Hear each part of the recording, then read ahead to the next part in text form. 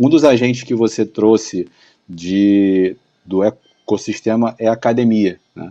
A universidade em si. Então, queria chamar aqui o Carlos Pompeu para nos explicar um pouco como é que faz para unir esse conhecimento todo da academia com os desafios reais do dia a dia das empresas, né? E se está acontecendo alguma reflexão importante no processo educacional de formação desses futuros profissionais. Eu vou fazer essas duas perguntas em uma aqui, somando as duas para você. Vamos lá. Maravilha. Bom, primeiro eu vou me apresentar rápido. Eu sou o Carlos Pompeu, eu trabalho no CESA, no Instituto de Tecnologia, Centro de Estudos Avançados do Recife, e estou na área de educação, né, que a gente chama de César School, que é uma faculdade, mas com um formato bem diferente das faculdades tradicionais. Aí responde um pouco a sua pergunta. A faculdade, o CESA, hoje, ele foi concebido em 1996. Ele nasceu da Universidade Federal de Pernambuco, quer dizer, começou na universidade para resolver um problema que existia na época, que era a fuga de cérebros. Existia uma demanda enorme por pessoas formadas em computação, principalmente das empresas americanas, como a Microsoft, por exemplo, que levavam uma turma inteira para os Estados Unidos, dando share, aquele boom que teve da internet. E o CESA foi criado primeiro para resolver esse problema e depois para formar pessoas que fossem capazes de solucionar problemas complexos, ou seja, solucionar questões que ainda não tinham nenhuma solução no mercado, criar ferramentas do zero, desenvolver software, criar fábricas de software, como era uma coisa muito demandada na época. E o CESA foi criado para deixar esses alunos em Recife, em princípio, porque eles estavam indo embora. Então, uma das coisas que aconteceu foi que o aluno que era formado, ele já era provocado para criar uma empresa. Na época, mais ou menos na década de 90, as disciplinas de empreendedorismo começaram a popular os cursos. E essas empresas nasciam do grupo de alunos, ou do grupo de alunos de outros cursos, eles iam para as incubadoras, que também foram um momento, né? Na época, da década de 90, final da década de 80, começaram a surgir as primeiras incubadoras de empresas no Brasil. Então, se eu fosse dizer a você como é que começou tudo isso, foi quando a universidade no Brasil, eu falo Pernambuco, mas eu falando no Brasil, e acho que, principalmente em Minas Gerais, surgiu também, que na época de Fernando Dolabella, aquela história do empreendedorismo, eles começaram a espalhar essa disciplina de empreendedorismo para provocar os alunos a fazer um plano de negócio. Começou assim. Então, depois disso, você tem uma evolução, quando você chega na década de 2000, que foi o que aconteceu em Pernambuco, eu vou falar do Porto Digital, o CESA, junto com os professores que fundaram o CESA, como Silvio Meira, que eu acho que muitos de vocês conhecem, e outros professores e empresas, eles provocaram o governo, né? Provocaram as empresas que já eram estabelecidas a criar um polo que, mais do que fazer com que os alunos ficassem colocados no mercado, eles pudessem realmente colocar em prática essas empresas. Então, a universidade provoca a criação de um instituto, o instituto provoca a criação de um ecossistema, e aí nasce o Porto Digital. Com a metáfora de porto, né, a gente chama empresas embarcadas, que são empresas que se associam a esse núcleo e vão produzindo, criando empregos. Hoje a gente tem mais de 12 mil pessoas só na ilha trabalhando exclusivamente em empresas de tecnologias e suas derivações. Aí você tem empresas de design, de games, empresas de segurança, todas as áreas da ciência da computação e das TICs. E aí quando você cria o Porto Digital, você começa a criar coisas como academias que usam o conhecimento prático das empresas, certo? Para criar soluções. Aí já surge dentro do CESA o que a gente chama de César School, que é a faculdade do CESA, e que tem uma peculiaridade. O professor da César School, ele é colaborador do ecossistema, colaborador do César, predominantemente. Esse colaborador, ele está resolvendo problemas de empresas concretas, então ele vai lá, resolve o problema de uma empresa de telecomunicação que quer lançar um celular específico com um sistema operacional XYZ, ele aprende a fazer isso e leva para a sala de aula. E na sala de aula, o aluno é provocado por esse professor a resolver o problema de outras empresas. Então, um dos pilares da educação na prática, que é o PBL, que é o Problem Based Learning, e também o Project Based Learning, ele vai colocar no meio da sala de aula um problema para o aluno. Só que ele não está só. Ele vai ter coordenação, professor, gerente de projetos e profissionais das empresas, são empresas concretas.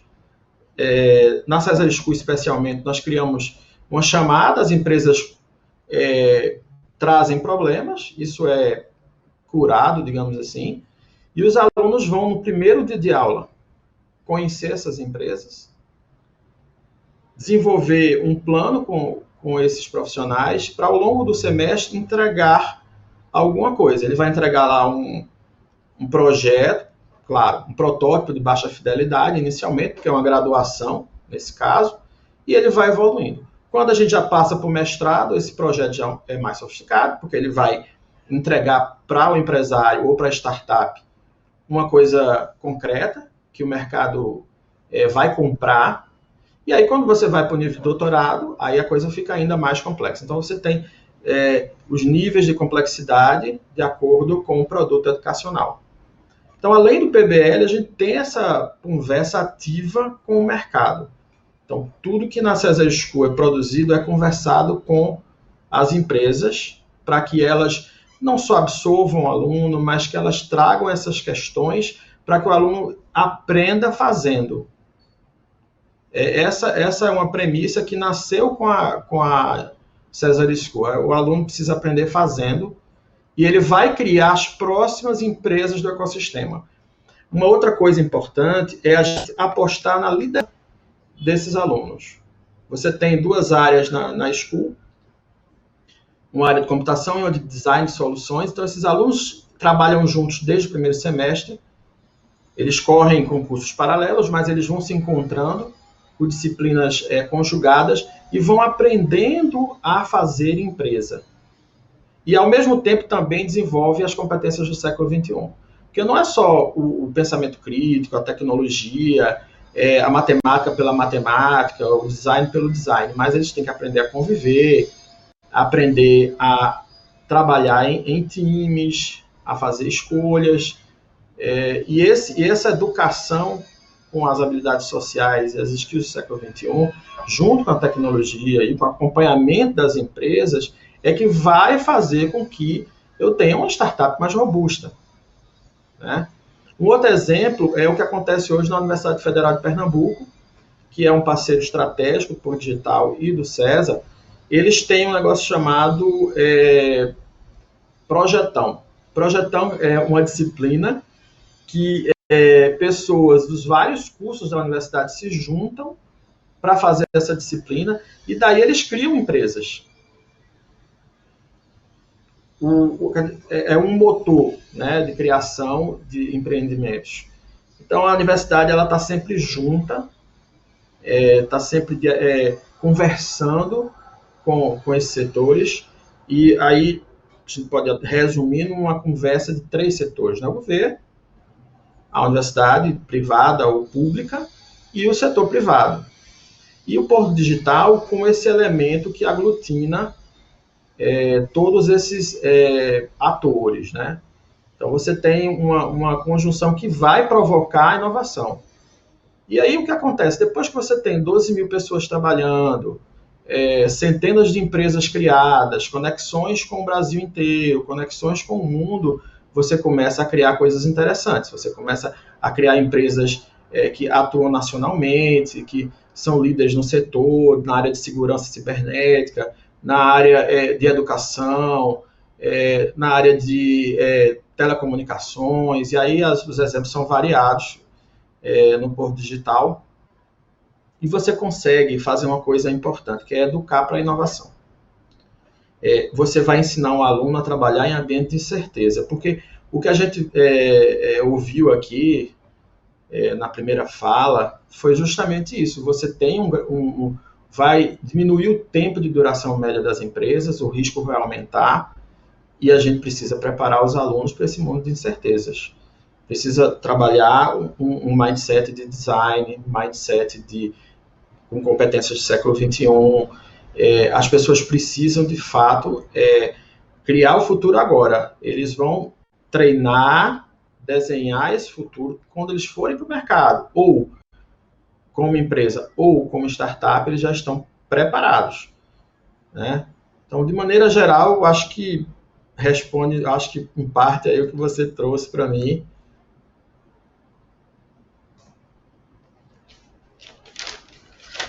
Acho que sim, tocou em vários pontos, achei sensacional a história do César, eu não conhecia assim em detalhes, que estratégia de retenção, né, enfim, das pessoas ali, né, para evitar essa migração de talentos nossos aqui para fora sempre, né.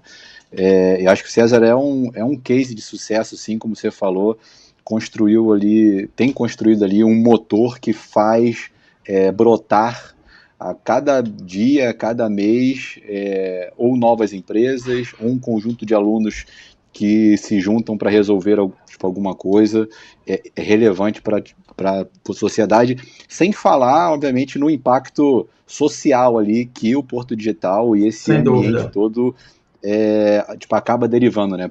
Pode ser um efeito colateral ali, mas também isso é tão importante para convivência ali dessa parte da sociedade. Eu tenho uma pergunta para te fazer que toca um pouco nessa demanda das empresas, né? Em geral, as empresas que vão buscar e se relacionar com o César são áreas das empresas onde elas identificam carências internas de centros de P&D nelas mesmas, in company, e aí buscam uma área do César para ajudar a entender, ou vocês se relacionam diretamente com os centros de P&D das próprias empresas? Como é que é feito esse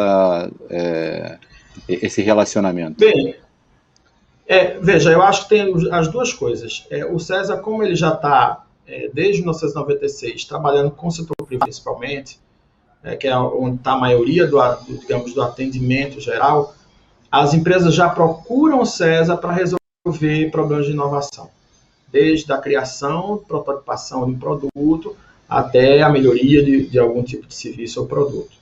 Então, existe um trabalho de dois lados, né? Existe um setor de P&D da empresa que sabe que existe uma lei de incentivo à informática e procura o César, como eu tenho uma empresa com projetos privados que precisam lançar um determinado produto ou tecnologia e que precisa dos conhecimentos do César, de computação, de design e de modelagem de negócios também, porque acaba que hoje você não pode só entregar um projeto com um perfil só tecnológico, você precisa ajudar o cliente a ir para um passo além, né, do que é a modelagem de negócios para aquela solução.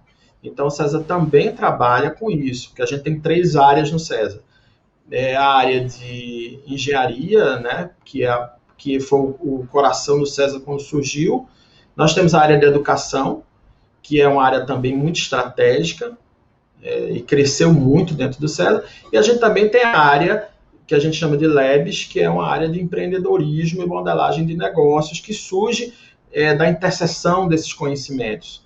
Então, você tem clientes que procuram, como eu falei, para começar do zero o seu processo de inovação, como para continuar com programas. A gente tem clientes há mais de 20 anos.